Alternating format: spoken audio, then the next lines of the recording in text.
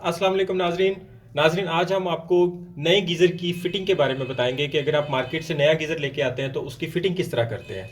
तो उसके लिए हमें दो पाइपलाइंस की ज़रूरत पड़ेगी, एक पानी के इन की और एक पानी के आउट की।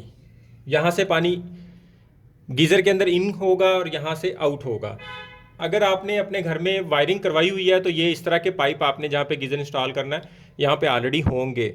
अगर नहीं तो आपको दो अदद पाइप्स की वायरिंग करवानी पड़ेगी नए सिरे से, जो टैंकी से पानी आएगा उस पाइप की, और जो आपके घर के अंदर जो पानी जाएगा या जिस जगह पे आप वो गीज़र का पानी देना चाह रहे हैं उसका आउटलेट पाइप का। तो मेरे पास ये ऑलरेडी इसके दोनों पॉइंट मौजूद है। मैं इनके ये बंद प्लग खोलूंगा। नाजरीन, सबसे पहले आपने पीछे से इसका पानी का मेन वॉल बंद कर लेना है। जब आप ये इसे खोल रहे हो तो यहाँ से पानी लीक ना करे, पानी ना निकले और आप इजी काम कर सकें।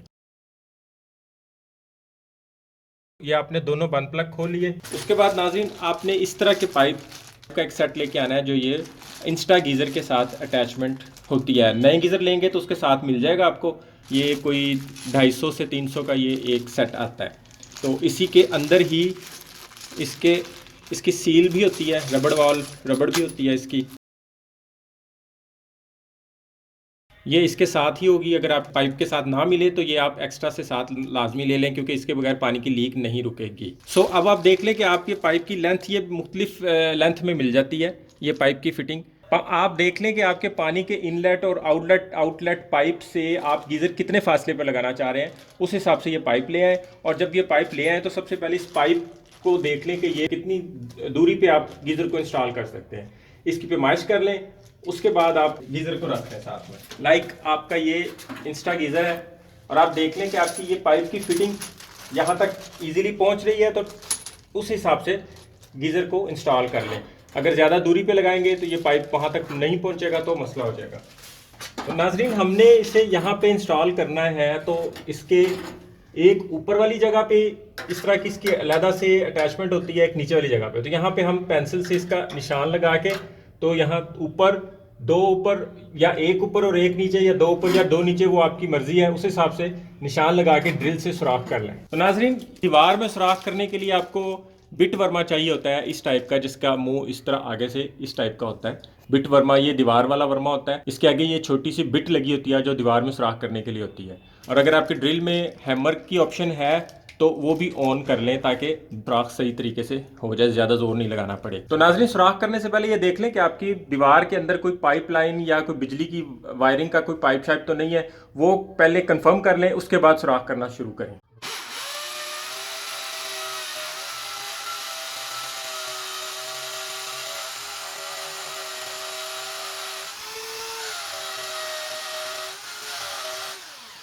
तो नाजरीन, ये प्लास्टिक का प्लग होता है। ये आपको जितने सुराख करते हैं उसके लिए ये चाहिए।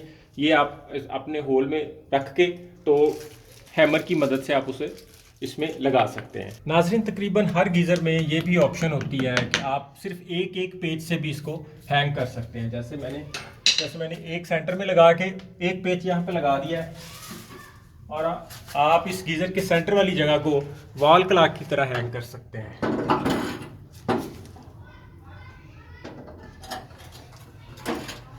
ये हमारा गीज़र हैंग हो गया। अब हम इसकी जगह पे टी कॉक लगाएंगे। उसकी रीज़न ये है कि जब भी अगर आपको ये गीज़र खोलना पड़ता है किसी वजह से, ख़राबी की वजह से, तो यहाँ से आप इसको ये टी कॉक को बंद करें और आप गीज़र खोल सकते हैं। पूरे घर की मेन सप्लाई बंद करने की ज़रूरत नहीं पड़ेगी। इसके लिए आपको टेफलॉन टेप मिल जाए वो भी ठीक है। आप ये प्लम्बिंग थ्रेड को भी यूज़ कर सकते हैं, अभी उसी शॉप से मिलता है जहाँ से ये मिल जाता है। और नाज़रीन, ये प्लास्टिक का आपको कोई 150 के आगे पीछे मिल जाएगा। अगर आपके पास स्लोशन है तो इसके ऊपर स्लोशन भी लगा दें। अब हम यहाँ पे टी कॉक लगा देंगे, और इसे कसते वक्त आपने ध्यान में रखना है कि इसका ये वाला हिस्सा गीज़र की तरफ हो। सेम उसी तरह दूसरा टी कॉक लेके तो दूसरी साइड पे लगा देते हैं। नाजरीन, ये टी कॉक के ऊपर वाली सरफेस इतनी क्लीन नहीं थी तो मैंने इसे दोनों को रेगमार से क्लीन कर लिया ताकि इनमें लीकेज की कोई गुंजाइश ना रह जाए। और ये अब ऊपर से सरफेस बहुत प्यारी क्लीन हो चुकी हुई है।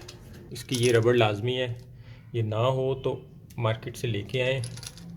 और इसकी ये वाली सरफेस देख लें, चेक कर लें कि ठीक है, यहाँ पे कुछ नहीं हो, क्योंकि इसकी लीकेज यहाँ से बंद होनी है, इस तरह बंद होनी है।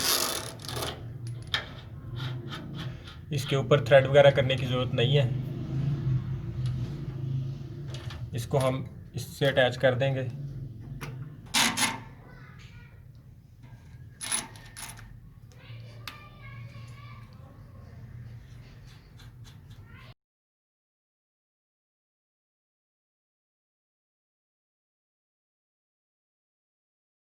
ये हमने बाथरूम के साथ लगाया है, बाथरूम में जाने वाला ये पानी हो गया और ये टैंकी से आने वाला हो गया। अभी हम इसको ऑन करने के लिए, क्योंकि ये गैस पे ऑन होता है, हमें एक अदद पाइप चाहिए। और अगर आपके घर में सुई गैस का कनेक्शन नहीं है तो फिर सिलेंडर पे यूज़ करें, अदरवाइज़ ये सुई गैस के कनेक्शन के साथ इस पाइप को अटैच करें। हमारे पास इस वक्त यहाँ पे इसका सुई गैस का कनेक्शन दिया हुआ है। एक साइड हम इसकी इस साइड पे लगा देंगे और एक साइड गीज़र की नोज़ल के साथ। नाजरीन, अब हमारा ये गीज़र टोटल फिट हो चुका हुआ है, इसमें पानी के दोनों कनेक्शन और गैस का कनेक्शन भी हो चुका हुआ है। अब हम गर्म पानी का टैप खोल के देखते हैं, ऑन कर इसे देखते हैं कि ये चलता है या नहीं। तो नाजरीन, ये हमने टैप खोल दिया। अभी देखते हैं इसमें से जब पानी क्रॉस होगा तो ये हमारा गीज़र ऑन हो गया और साथ ही इसकी गैस भी ऑन हो गई, इसका फ्लेम भी ऑन हो गया है। ये आप साइड से देख सकते हैं, ये इसका फ्लेम चल रहा है और ये इस वक्त अपना टेम्परेचर मेंटेन कर रहा है 44, 46, 49। अभी हम टैप को बंद करते हैं तो अब देखते हैं ये बंद होता है कि नहीं होता। ये टैप बंद किया, अभी हम देखते हैं कि इसमें से जैसे ही पानी की क्रॉसिंग बंद होगी तो ये बंद हो जाएगा।